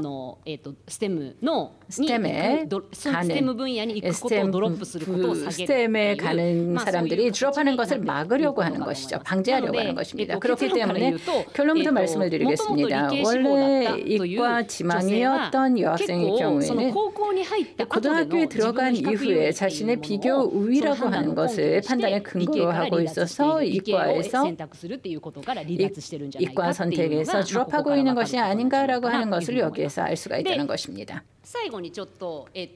그리고 마지막으로 이 스템에 갈 때 어떤 시점에 결단이 중요한 영향을 주는가라고 하는 것을 보면은 이 애프터 그레이드 11 그러니까 고등학교 2학년 이후에 어떤 이벤트가 있는가라고 하는 것을 보도록 하겠습니다. 이 개수 자체는 개수의 유의성 자체는 앞에 있는 것과 동일합니다. 그런데 고등학교 2학년에 이와 같은 것을 보시면요, 이 개수 자체가 작아지고 있는 것을 알 수가 있습니다. 상당히 중대한 의사 결정은 고등학교 1학년부터 2학년 때 있는 것이 아닌가라고 하는 것을 여기에서 볼 수가 있습니다. 마지막으로 상당히 서제스티브한 부분이 되겠는데요. 앞으로 필드라고 할까요? 이 랩 실험 같은 것을 앞으로 해보려고 하고 있는데 그 가운데서 서제스티브한 제한적인 에비던스로서 말씀을 드리고 싶습니다. 고등학교 1학년에서 2학년까지 여러 가지가 결정이 된다고 말씀을 주셨는데 고등학교 1학년에서 2학년 때까지 아주 이 학력이 떨어졌을 때 여기에 대해서 남녀에 있어서 어떤 식으로 반응이 다른가라고 하는 것을 본 것이 지금 보시는 것입니다. 그러니까 당초에 탑 50%, 그러니까 수학이 탑 50% 안에 있었어요. 그런데 고등학교 1학년에서 2학년으로 올라갔을 때 이 성적이 떨어졌어요. 떨어지게 되면 그때 이과에서 졸업할 수 있는 확률이 남녀에서 얼마나 다른가라고 하는 것을 보면은 성적이 떨어졌을 때 이과에서 졸업하는 부분은요. 홀 샘플에서도 그리고 원래 스템 지망이었던 사람으로 한정을 보더라도 여학생이 상당히 많아요. 아주 좋은 성적이었는데 성적이 떨어졌어요. 그러면은 이과는 그만 포기하겠다라고 하는 사람이 남학생이 아니라 여학생에서만 나타난다는 것입니다. 그런데 성적이 떨어진다라고 하는 것은요, 이게 내성적으로 생기는 거기 때문에 그렇기 때문에 이것을 이대로 판단하는 것은 어렵습니다만 이와 같은 네거티브 쇼크가 발생을 했었을 때 여기에 대해서 과잉 반응을 해버린다라고 하는 것. 그것이 아무래도 여학생 쪽이 과연 많은가. 좀 랩 실험 같은 것을 해보면은 알 수 있지 않을까 이렇게 생각을 합니다. 앞으로 그와 같은 형태로 연구를 진행을 해보도록 하겠습니다. 제 발표는 이상이 되겠습니다. 감사합니다. 나카무라 선생, ありがとうございました. 네, 나카무라 교수님 감사합니다. 그러면 마지막 스피커분입니다. 도쿄대학 국제고등연구소 프리수물 연계 우유 연구기구 교수님이신 요코야마 히로미 교수님 부탁드리겠습니다. 네, 여러분 안녕하십니까? 요코야마입니다. 잘 부탁드리겠습니다. 저는 물리학 박사인데요. 그 다음에 분야를 바꿔서 과학기술사회론이라는 분야 연구를 시작했습니다.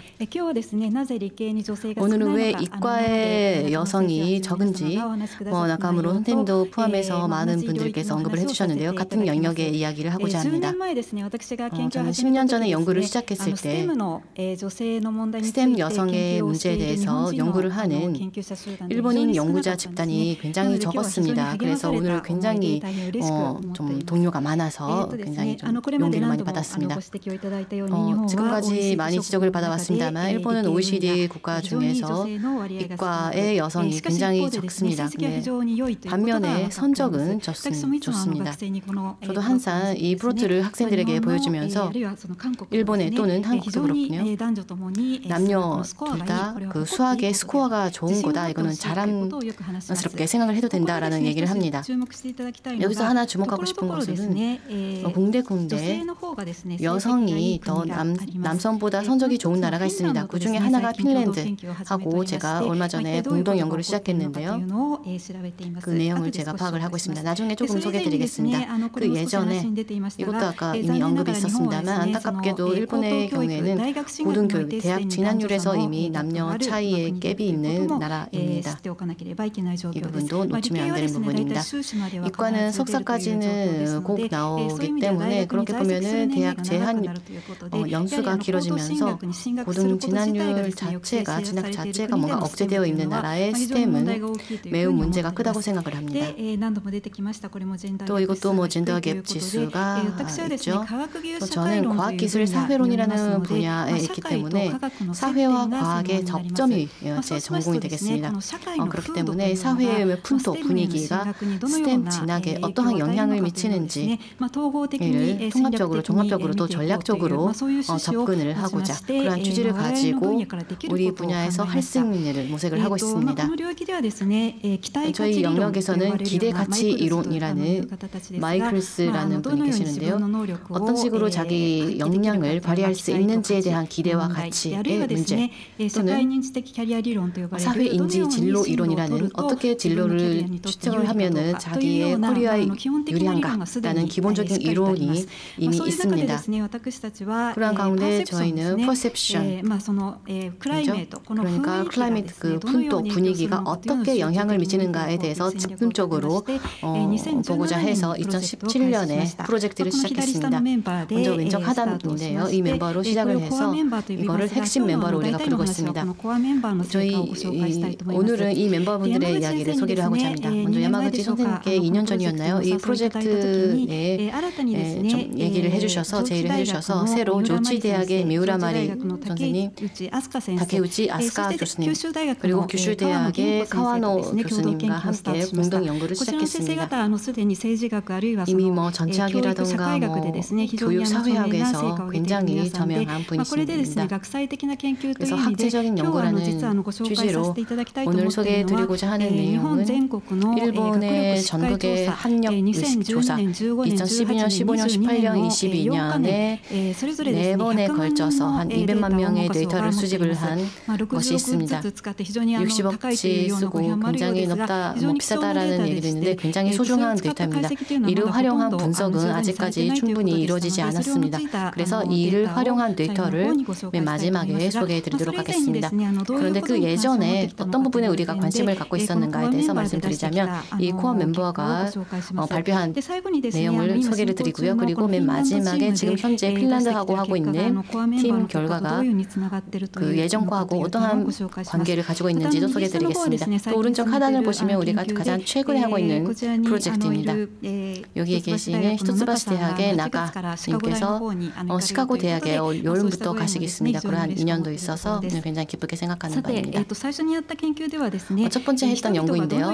사람들이 어떤 식으로 이과 분야를 남성 거다라고 이미지를 갖게 되는지를 알 수 있는 데이터입니다. 여성의 적성이 있는가라고 생각합니까? 라는 것은 간호, 약학, 음악과 같은 순서가 이어집니다. 또 가장 하단이 기계공학입니다. 물리학은 밑에서 두 번째입니다.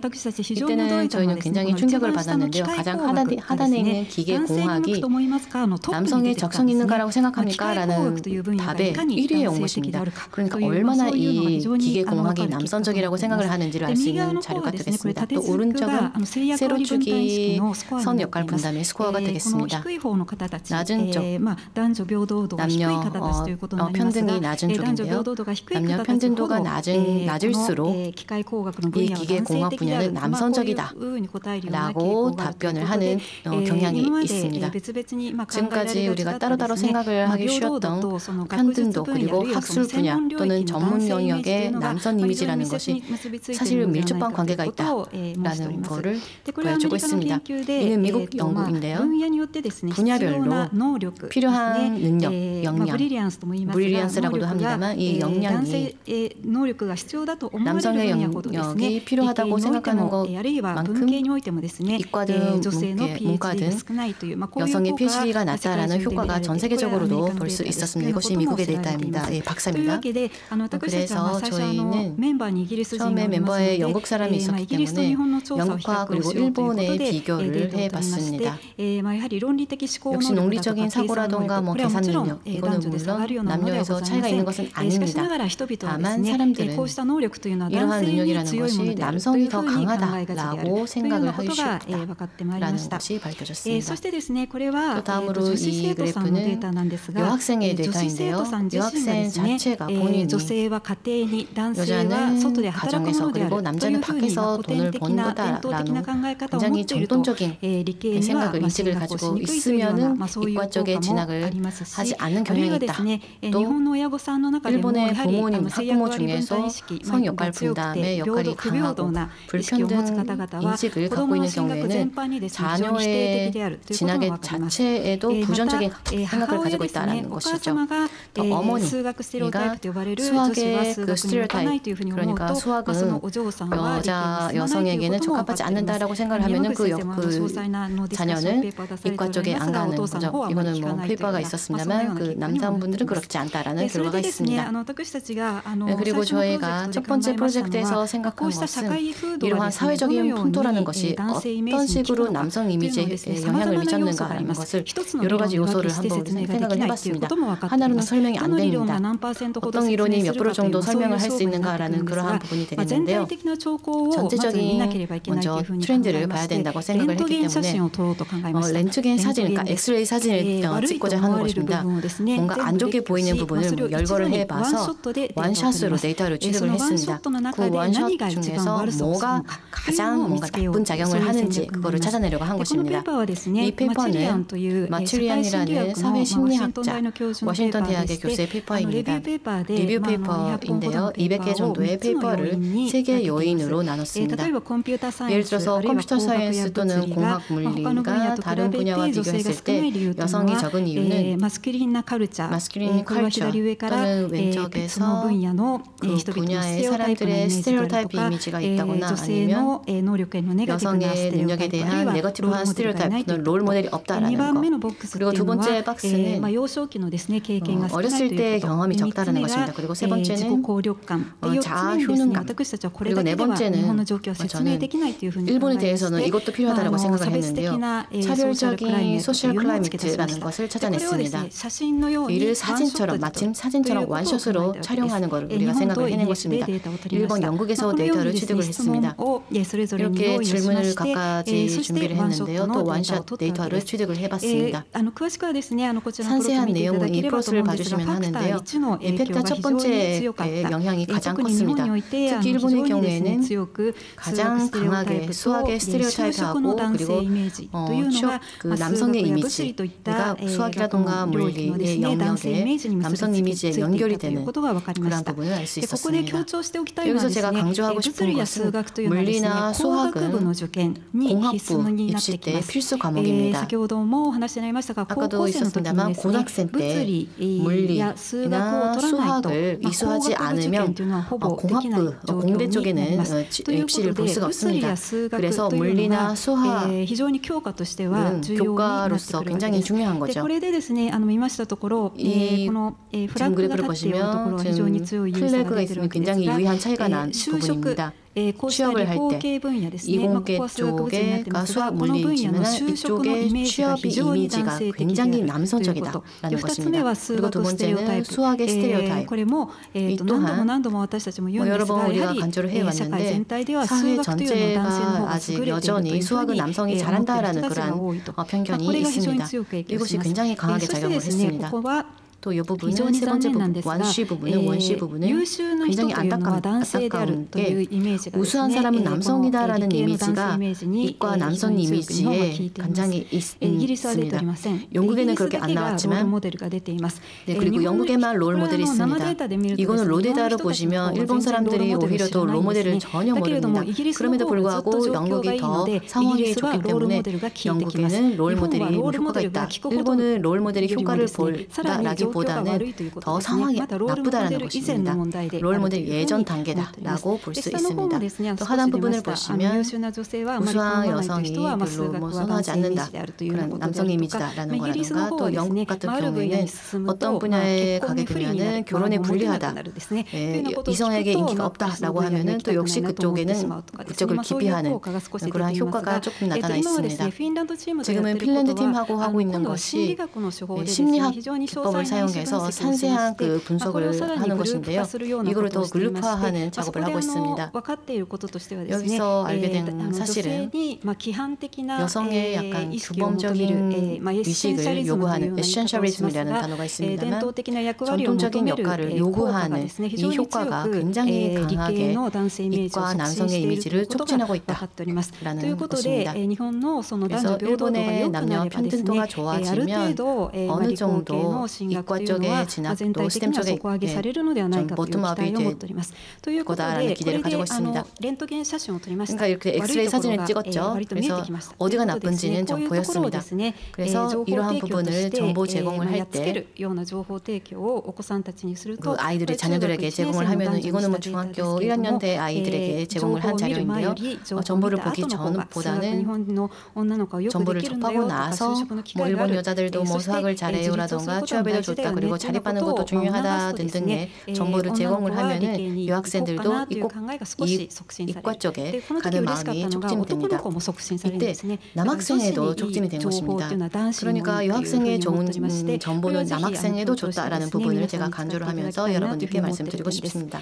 또 이 다음에 최근에 일본에서는 대학 입시 때 여성만 사용할 수 있는 이과의 그 쿼터가 좀 있습니다. 이게 사회적인 이슈가 되고 있습니다. 이과 쪽에 여러 가지 노력을 했지만 입학하지 않기 때문에 특별한 코다를 만들자라는 시책이 바람직하다라고 생각을 하는 분도 계십니다. 그런데 한편으로 이는 오히려 여자였기 때문에 들어갔다라는 스티그마를 묻히게 되는 행위이기 때문에 이 또한 문제가 많은 시책이라고도 할 수 있습니다. 대학 교수에 따르면 여성에 대한 강한 차별이다. 있어서는 안 된다라고 하시는 분도 계시고요. 저희도 여러 가지 데이터를 보면 이미 오랫동안 일을 하고 있는 대학에서 여사 쿼타에만 대학에 뭔가 안 가는 그런 효과, 그러니까 스티그마 효과죠. 라고 의심을 하고 있습니다. 그렇기 때문에 이는 굉장히 좀 문제가 큰 시책이라고 보고 아마 일본에서 아마 일본 그룹에서 저희가 처음으로 이 논문에서 아마 논의가 된 것입니다. 논의된 걸로 알고 있습니다. 마지막으로 소개해드리는 부분은 이 교육학 그룹과 함께 100만 건 데이터를 우리가 4년치 활용한 결과가 되겠습니다. 일본에서는 5, 6살 때부터 남자가 우수하다라는 그런 이미지가 시작을 하는데요. 이것이 교토대학 그룹이 발표를 했습니다. 그런데 이 전수, 이거는 사립고등학교는 제외가 되었는데 사립중학교는 제외가 됐는데 공립의 모든 학교가 여기에 포함되어 있습니다. 모두 전수조사를 했다라고 볼 수가 있습니다. 이 조사에 따르면 수학, 과학 그리고 국어의 스코어는 모두 여학생이 더 높았습니다. 물론 레인지는 있기 때문에 전수조사입니다만 그런데 이를 처음으로 지적을 하고자 합니다. 그리고 이과 과목보다는 어학적을 잘하기 때문에 여자는 이과에 안 간다. 이 개인의 비교 우위입니다. 그런 효과인데요. 저희가 봤을 때는 수학과 그 이과 쪽의 점수 그리고 국어, 영어는 여기에 포함되어 있지 않습니다만 국어를 2배를 해서 보면 남학생은 모든 과목에서 여학생이 좋은데 이렇게 보면은 남학생은 굉장히 금전적인 포지티브고요. 여학생은 언어가 강하고 이거는 네거티브하게 나온다라는 것을 밝혀줬습니다. 그리고 오른쪽 플러스를 보시면 가장 왼쪽이 수학, 아닙니다.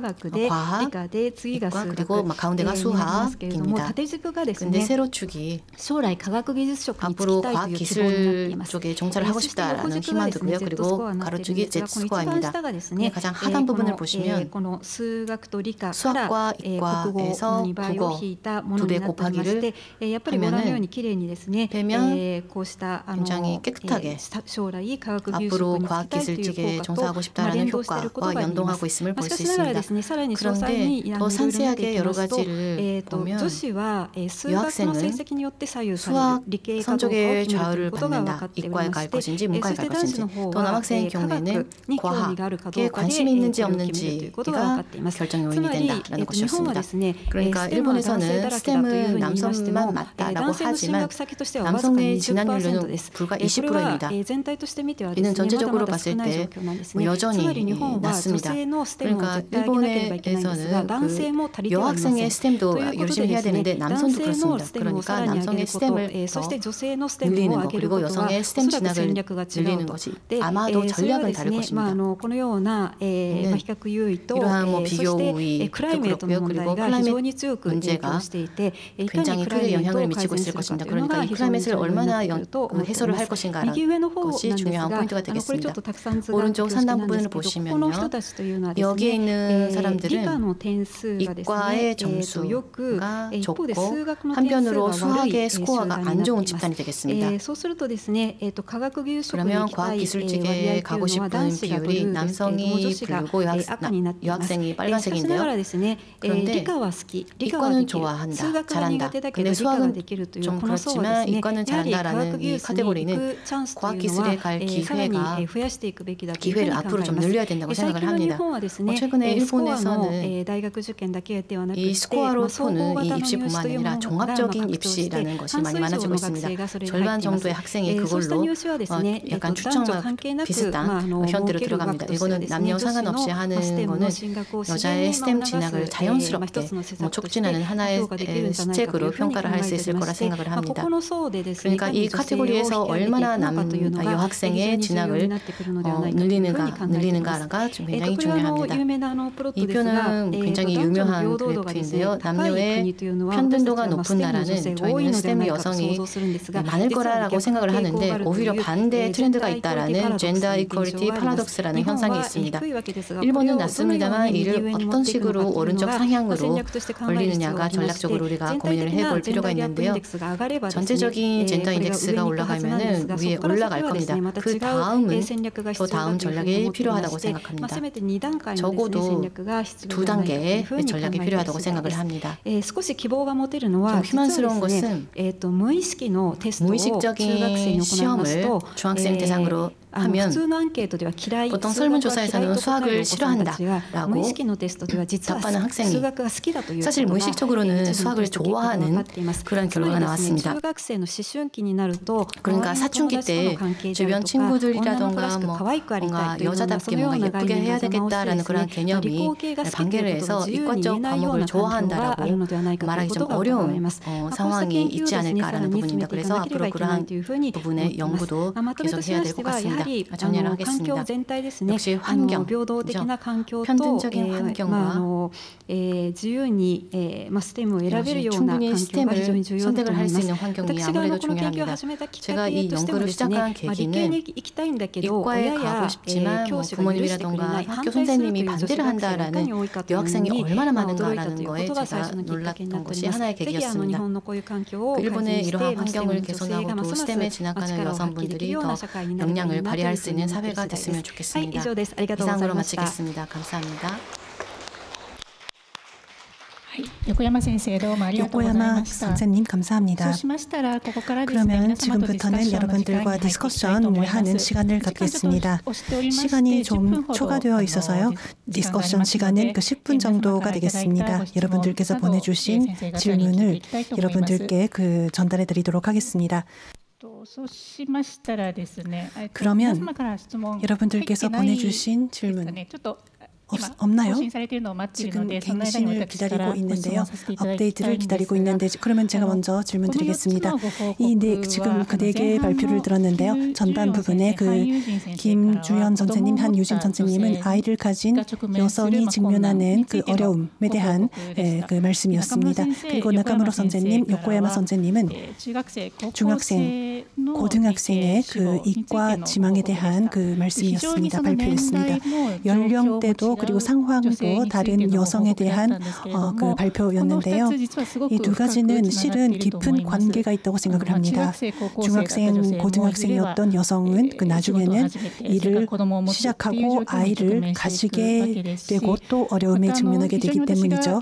그리고 또 제가 인상 깊게 들은 것은 남녀의 경제 격차라는 주제죠. 저희는 임금과 같은 경제적인 그런 재화의 분포의 불평등에 대해서 논의를 했는데 경제적인 재화의 불평등 배후에는 뭐라고 할까요? 눈에 안 보이는, 잘 안 보이는 뭐라고 할까요? 선생님들의 보고 있었던 것은 쉬는 것, 레스트 케이퍼빌리티의 문제라던가 그리고 자신감을 가질 수 있느냐, 그리고 내가 이과를 좋아한다고 말을 할 수가 있는지, 뭐라고 할까요? 다양한 부분을 선택할 수 있는 폭이라고 할까요? 그런 부분이 여성에게 주어진 자유가 아주 구조적으로 제약을 받고 있다라는 것을 다양한 연구들을 통해서 지적을 해주셨습니다. 물론 정부 정책과 같은 관점에서는 재화의 불평등을 어떻게 해서 없애느냐라는 부분에 대해서는 많은 주목을 하고 있는데, 그런데 눈에 안 보이는 부분, 여성이 직면한 직장에서의 선택의 자유도라던가 직장에 들어가기 전에 그 교육 면에서도 그 교육 면의 선택의 자유도 그리고 여성은 일해야 된다라든 그런 규범 이런 부분에 그 직면을 하고 있는 그런 구조적인 제약 이런 거를 개선하기 위해서 어떤 정책적인 개입이라고 할까요? 그런 것이 요구가 되는지 어떤 정책이 요구가 되는지 그 부분을 제가 좀 여쭙고 싶습니다. 먼저 그러면은 젊은 여성, 젊은 분께 먼저 부탁드립니다. 나카무로 교수님, 고등학교, 중학교 교육에 있어서 어떤 교육이 요구되고 있는지 특히 그 청중들의 그 질문이 들어왔는데요. 여고의 스템 교육에 대해서 어떻게 해야 할지에 대해서 뭐 의견이 있으십니까? 確かにこの女子校今日のそのプレゼンテーションだとその女子校はどうしたらいいんですかっていう質問はなんか必ず来るかなと思ってたんですよね。で、12校の中には女子校のデータが含まれてるので、それは追って分析していったらいいのかなっていうふうに思うんですけれど、ちょっと私たち他でもいろんな分析やってるんですけど、女子校ってこれまたちょっとリアクションがだいぶ違うというか。그러니까 female ratio에 대해서 오늘 말씀을 드렸습니다. 그러니까 100% 되는가 아니면 그 이외에 되는가라고 하는 데 대해서 리액션이 다르다라고 하는 그런 인상을 저희가 받았어요. 그렇기 때문에 지금 여기에 대해서 제가 답변을 드리기가 어렵습니다만 여학교라고 하는 이와 같은 교육에 있어서 어떤 교육이 바람직한가라고 하는 부분에 대해서는 앞으로 저희들이 좀 고찰을 해봐야 된다고 생각을 합니다. 이시카와 선생님으로부터 혹시 보충이 있으시면 말씀을 해주시기 바랍니다. 네, 나카무라 선생님과 함께 연구를 하고 있는 게이오대학교의 이시카와라고 합니다. 학교에 있어서의 스템에 있어서는 이번 연구에 좀 관련지어서 설명을 드리자면요. 이 여학생들의 자신감, 컨피던스 부분이 아니면 비교 우위라고 하는 부분. 예를 들어서 같은 이 여학교라고 하는 환경 안에서 물론 있을 수도 있어요. 근데 그것을 어떤 식으로 방지할 수가 있는가라고 하는 생각을 할 때 이 산업계에서 이루어지고 있는 여성 관리직을 어떤 식으로 늘릴 수가 있는가라고 하는 시책으로 제대로 되고 있는 이와 같은 시사적인 부분이 있지 않을까라고 생각을 합니다. 예를 들어서 메르칼이라고 하는 회사가 있지 않습니까? 메르칼이라고 하는 회사는 여성 관리직을 늘린다거나 아니면 여성 가운데 있어서도 매니지먼트 업무를 할 수 있는 이와 같은 사람들을 늘리는 식으로 여러 가지로 연구를 해서 성공을 한 회사가 되겠습니다. 여기서는 어떤 식으로 하고 있는가 하면은 남성의 경우에 관리직의 제안을 일단 한 번을 해요. 그래서 그것을 받아들이지 말지를 하게 되겠습니다만 여성의 경우에는 3번, 4번 하는 것이 이렇게 결정이 되겠습니다. 이렇게 한 번 딱 얘기를 들었을 때 자신이 없어서 나는 무리야 이렇게 거절을 하더라도 3번 오퍼를 하게 되면 그 가운데서 관리직의 요구를 보고 예를 들어서 이 요건을 충족을 하고 있다라고 하는 것을 하나씩 꼼꼼하게 예를 들어서 이 사람과 비교로 해서 우수하다라고 하는 것이 아니라 이와 같은 요건을 어떤 식으로 충족하고 있는가라고 하는 것을 절대적인 기준에서 설명을 하면서 3번 오퍼함으로써 여성의 관리직이 늘어났다라고 하는 사례가 있습니다. 그러니까 여학교에 있어서의 교육에도 오늘 말씀을 드렸던 이와 같은 컨피던스라든가 아니면 비교 우위라고 하는 식으로 비교를 하는 데 있어서도 사용할 수 있는 사례가 되는 것이 아닌가라고 생각을 합니다. 이상입니다. 네, 감사합니다. 요코야마 선생님 어떨까요? 네, 감사합니다. 요거는 유리하다고 생각을 합니다. 왜냐하면 학교 내에서 3분의 2 반칙이라는 게 있는데요. 법칙이라는 게 있는데요. 선생님이 여학생을 지명하지 않는다라는 보고가 있었습니다. 이과 실험에서 선생님도 무의식적으로 남학생한테 하는 거죠. 그리고 실험 시에 리드를 하는 것이 반드시 남학생 그리고 여학생은 약간 뭐 서기 그냥 기록을 남기는 쪽 그 사포트 역할을 하는 현상이 보고되고 있습니다. 그런 의미에서는 여학교라는 것은 이과 교육의 유리한 포인트를 많이 가지고 있다고 생각합니다. 한편에 이과 여자는 메디컬 쪽, 그러니까 의료 쪽이죠. 의사, 간호사 또는 뭐 약사가 메인이 되겠습니다만 그쪽에 관심을 많이 갖게 되는데 사실 이게 일본의 경우에는 기업 중에서 안전적으로 일하는 것이 굉장히 어렵기 때문에 부모님들이 자격을 따라라고 하는 거고 또 의사는 일본에 의해서는 굉장히 수입이 좋기 때문에 의대에 갔으면 좋겠다라는 것이 사회적인 약간 합의가 되어 있습니다. 물론 의사는 굉장히 중요한 일입니다. 또 일본에서는 대학 입시 비리 문제가 터지고 나서 여성의 그 의료 쪽에 인재가 많이 늘어나서 40%로 이미 진학률이 40%를 넘어섰다라는 것도 있습니다. 그런데 케어 쪽은 그러한 약간 그 스티그마 레텔이 있는 것 같습니다. 그래서 다음은 그 공대 쪽, 공학부 쪽에 얼마나 그 여학생을 끌어들일 수 있는가라는 게 문제 포인트인 것 같습니다. 그때는 AI 빅데이터가 포인트가 될 것입니다. 학부모는 부모님은 빅데이터와 관련된 취업은 굉장히 뭔가 많이 응원을 하는 데이터가 있습니다. 그렇기 때문에 뭐 DX나 IT화와 함께 여학생을 그쪽으로 취업을 하도록 뭔가 좀 유도를 하는 것이 앞으로 유학교가 하는 그 선택지라고 생각을 합니다. 네, 감사합니다. 그러면은 김주연 교수님 선생님 발표 중에 그 레스트 케이퍼빌리티라는 개념이 정말 그 재밌게 잘 들었습니다. 일본에서도 장시간 노동이 문제가 되고 있는데요. 그것을 어떻게 줄이느냐가 과제가 되고 있는데요. 줄인다라는 것뿐만 아니라 그 쉴 수 있는 그런 힘을 새로 만들어 나가는 것이 중요하다라는 그런 시사점이 있었다고 생각을 합니다. 기업 안에서도 여성은 그 레스트 케이퍼빌리티라는 게 그 가지기가 어려운 그런 상황에 있다라고 말씀을 하셨던 것 같은데요. 그 부분을 어떻게 개선을 해야 할지 뭔가 정책적인 부분에 대해서 뭐 혹시 생각이 있으실까요? 네. 사실 저 자신이 이제 워킹맘이다 보니까 내가 어떻게 쉴 것이냐라는 그러니까 쉬지 못해서 아프지 않았나라는 생각이 들어서 이제 연구를 시작을 하게 됐는데요. 사실 여성들이 그동안에 많은 이제 그동안의 정책들이 어찌 보면은 노동 시간을 줄이는 데 많이 포커스가 돼 있다라는 거는 여기 계신 분들 많이 이제 동의를 하실 겁니다. 근데 시간을 줄여서 뭔가 그 시간 동안 줄인 시간만큼 뭔가 다른 쉼 활동을 한다고 해서 전반적으로 여성들이 내가 쉬었다라고 느끼지를 못한다라는 게 사실입니다. 전반적으로 지금까지 봤었을 때는 많은 부분이 그러니까 우리가 추진하려는 가사 부담을 줄여주는 방향, 어떻게 하면 이걸 조금 돌봄과 가사 부담을 줄여주는 방향으로 가야지만 결국은 전반적으로 쉼 역량이 높아지지 않을까라는 생각을 단편으로 했었습니다.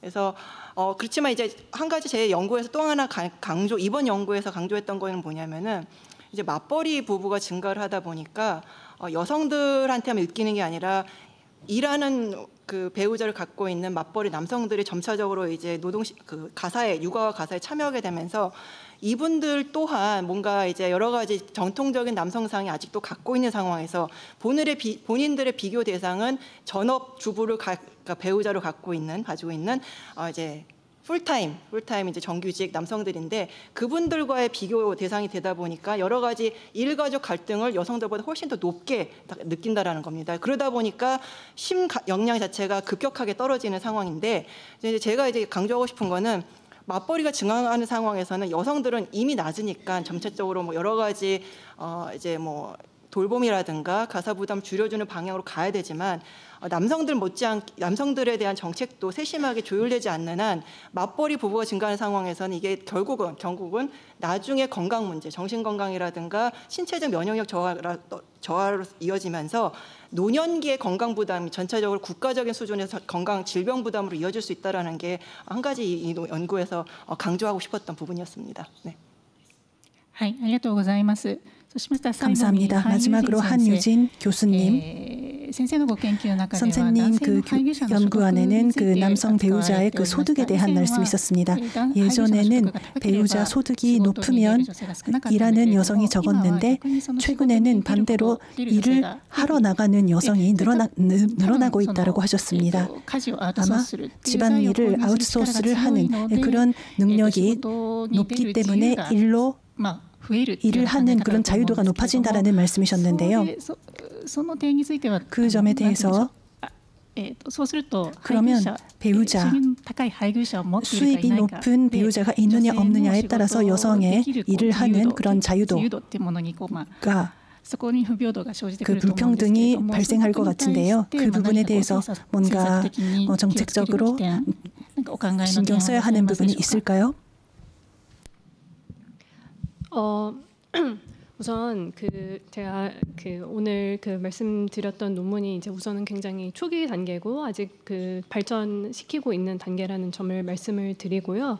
그리고 이제 그런 지금 뭐 초기 결과이긴 하지만 이런 식으로 그런 이제 연구 결과에서 이제 좀 시사할 수 있는 그런 부분은 결국에는 이제 여성이 이제 시간 제약이 많이 작용을 함으로써 그래서 이제 그러한 시간 제약을 조금 더 완화해 줄 수 있는 환경을 만들어 주는 것이 이제 중요하다고 생각을 하고요.